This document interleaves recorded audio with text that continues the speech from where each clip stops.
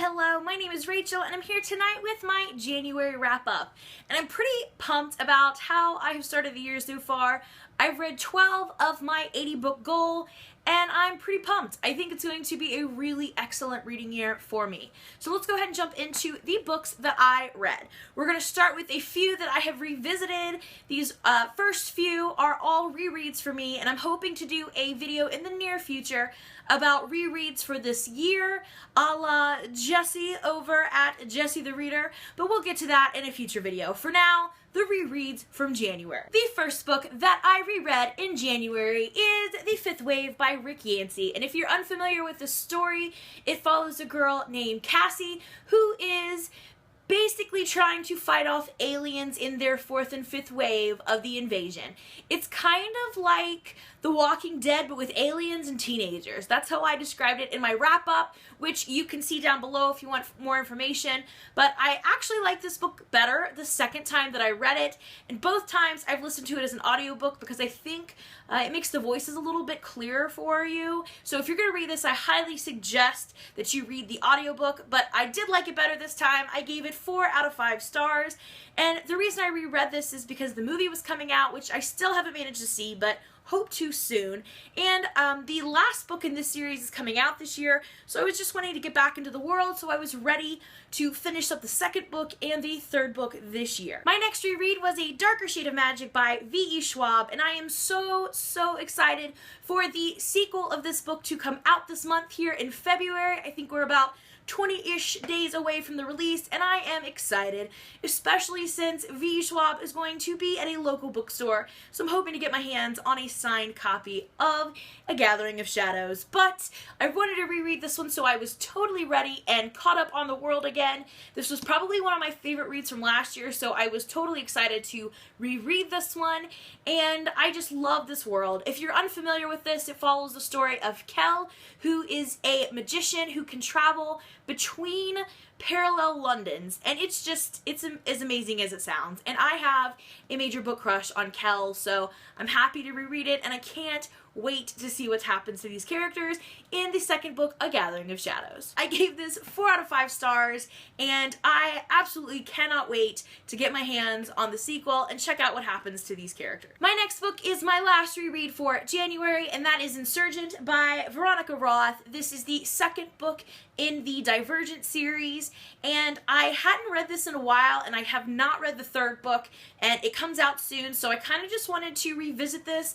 I remember when I saw this movie when it came out, I remember thinking, did that happen in the book? I don't think that happened in the book. So I thought, you know, I'm just going to go ahead and reread it, and then I'll watch the movie, and then I'll be all caught up, and I can answer all those questions. Yeah.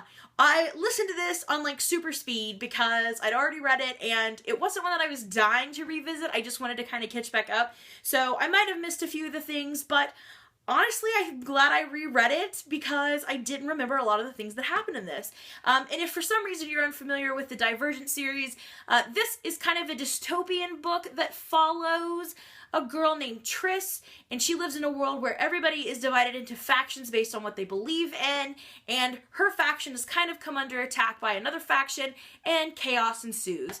And yeah, I thought it was okay. I wasn't as impressed with it as I probably was before because it seems a little less interesting to me now, but I do want to round out the series, and I do want to finish the third book and watch the third and fourth movies. I don't remember if they're going to split them or not, but my guess is they probably will because that's what they do with all of them nowadays. I'm really looking forward to kind of wrapping this series up and moving on because it doesn't draw me like it used to, but I still want to finish it. I don't know. I still want to finish it. But I gave this one 3 out of 5 stars. Next, I picked up an ebook that I borrowed from my library for a readathon, and that was The Great Gilly Hopkins by Katherine Paterson. I picked this one up because I heard it was going to be made into a movie later, and it was one of the few Katherine Paterson books that I haven't read, so I decided I wanted to check it out, and it really wasn't that great. I ended up giving it 2 out of 5 stars. It follows this really sad story of this little girl who is going through all these different foster families, and she finally finds one she likes, but she kind of ruins it for herself, and I just thought it was really sad and kind of depressing. So I didn't like it that much, but it is read, and I gave it 2 out of 5 stars. The next book that I picked up was Zombie by Darren Shan, I believe is how you pronounce his name. This is the first in a young adult series called Zombie, and it centers around a character named B who is going to school like a normal kid, and then zombies take over the school. And yeah, I have to say, there is a big plot twist in this that had me like, what? But I don't know. It carried me into the second book, but I don't know. This book is so strange. Like, you have to read this and tell me what you think, because I don't really know what to say about it. I felt like there were a lot less zombies than I thought there would be after reading the prologue. And yeah, the dad in this is such a jerk. Like, you will hate this dad so much. He's probably like he's just awful. He's this awful, racist, mean man, and he doesn't change throughout the whole book. So I don't know. You want him to see like his wrong ways and change, but he doesn't. But there is some character development, and there is a major plot twist. So check it out. Let me know. I mean, it's really short. It's not too bad, and it was very fast because you're not really sure. It's kind of weird. You're not really sure what you're reading, so you keep turning the page like, what? And then they hit you with the plot twist, and then you're like, what? But anyway, I gave this one 3 out of 5 stars. So that plot twist automatically made me want to pick up the second one. So I did. Zombie Underground, which is the second in the Zombie series by Darren Shan. And the plot twist doesn't really, I mean, you know it, so it's not like a big thing in this book, but it does kind of take an unexpected twist. I think I wasn't expecting the second book to go where it did. So I think if you're looking for something that's going to kind of keep you on your toes, especially if you're a younger person, you might like this, but I don't know. I think this one's probably the last one in the series for me because it's just not keeping my attention. I gave this one 2 out of 5 stars. Next, I picked up volume 4 of Ms. Marvel, and I thought this one was depressing. It just seems so bleak. I really didn't like this one as much as I liked the other ones, and I'm hoping volume 5 will kind of, you know, be a little bit better, because this one really missed the spot for me. I gave it 3 out of 5 stars because it is Ms. Marvel, and it's probably one of my favorite comic series, but I didn't like this one. I thought it was just so sad. Everybody was just like, it's so depressing, which is not what I really want from a Ms. Marvel superhero, so I'm hoping 5 will be better, but yeah, 3 out of 5 stars. And then next, I picked up Amulet Volume 3, The Cloud Searchers, and I think the series, it's cute, and I like it, but there's not like a lot of suspense for me. I will say that it was kind of fun because an unexpected team up happens in this volume, so I liked that. But it's kind of more the same, so I'm not sure if I'll finish the series. My guess is probably because I put them down and I think, I don't know if I want to read them again. But then I see the next volume out somewhere and I'm like, I'll read that. So I don't know. I'll probably read it, but I think it's kind of, for me, I gave it 3 out of 5 stars. Next, I picked up The Killing Woods by Lucy Christopher, and if you follow me on any social media, you know that I'm a huge fan of Lucy Christopher, so of course I picked this book up as soon as I found out about it, especially after I read the synopsis. Basically, this is the story of a girl whose dad comes home after active duty in the military, and he's suffering from PTSD, and he emerges from his bunker in the woods one day after kind of a rough span of time, carrying the body of a local teenage girl.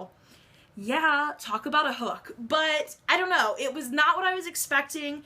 I don't think it was as good as Stolen, but I still liked it. At the heart of this, there is like an insane murder mystery. Like, who did it? Like, you don't know until the very end. And it's not one of those where it's like they lead you one way and it's not. She kind of works you through all of the ideas and you never know who it's going to be. So I think that's awesome. I would have loved more information from the dad, and I talk about that a little bit more in my review for this book, which I will link down below and you can check out. But overall, I still love Lucy Christopher's writing. I think it's amazing. This one was not quite as good as Stolen for me, but still very good. I gave it 4 out of 5 stars. Next, I picked up First, which was an advanced reader's copy that I won on a Goodreads giveaway from Griffin Books. And this is by Lori Elizabeth Flynn, and I was excited for this because they marketed it as Easy A, kind of like in book form, that movie with Emma Stone, and I really liked it, so I'm like, oh, this should be good. And basically the story follows the main character who decides she will take the virginity of these boys in her school to allow all of them to have a really wonderful first experience with their girlfriends, which kind of sounds a little icky, and it kind of is. Like, I think I could have liked this book, and I liked some of the elements. Like, I really wanted to like this, but I just didn't. It made me feel kind of gross, and I felt like I needed to take a shower afterwards. And I was just, the whole time, I'm like, why are you doing this? Like, I was just aggravated the whole time. And maybe I'm just kind of a prude, or maybe I'm old-fashioned, but it just seemed so skanky and made me feel icky. So I really wanted to like you, book, but I did not. Originally I gave it 1 star because I really didn't like it, but I thought, you know, I really wanted to, so I'm gonna go 1.5 because I just didn't like the way I felt when I was reading it, but I really wanted to like it, and there were some elements that I think I could have liked, but I just didn't. So 1.5 stars for this one. And the last book that I read in January was probably my favorite read in January, and that was To All the Boys I've Loved Before by Jenny Han. I thought this book was amazing. I gave it 4.5 out of 5 stars, and I will tell you why I took off the half star in the review that I have coming out later because I don't want to give away any spoilers. But basically this follows the story of a girl who writes kind of like goodbye letters to boys that she's been in love with before. I mean, she is only like 16, so in love with before, and she puts them in a hat box, and that's how she kind of releases them from her mind and from her heart. She writes them these goodbye letters, but one day they all get mailed out, and it causes some problems because one of the boys who gets a letter is dating her sister, and another one is a jerk that she no longer likes, like, at all. So it's pretty interesting. The plot line got me in. It didn't end up being quite like I thought it was going to be. I thought the letters would be more of a focus, but I still really liked it. This has everything that I love in a book. It's got the very Pride and Prejudice feel where it's not insta-love. You actually see the relationship in this book develop, and I love it. I love it. I love it.